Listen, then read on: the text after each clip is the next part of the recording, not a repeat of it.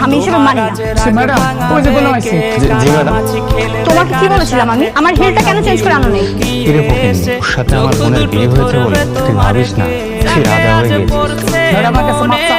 গোলাম কার কাছে সরি বলবে সেটা ডিসাইড করবি তুই। গোলাম এই বাড়ির জামাই। ওকে আমি জামাই হিসেবে জীবনের পরিচয় দিব না। ওই যে তোর চাকর জামাই চলে আসছে, সাথে ওই ঘাটিয়া সাইকেল।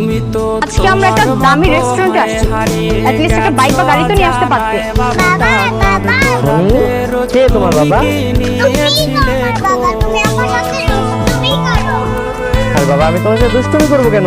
আমি তোমার বাবা না, তোমার বোন হচ্ছে। তোমার বাবা বাসায়। ও মাই গড, গোলামের আগে বউ বাচ্চা আছে? অসম্ভব, গোলামের আগে কোনো বউ বাচ্চা থাকতে পারে না। এই দুষ্ট মেয়ে, কোথায় গেছিলি তুই?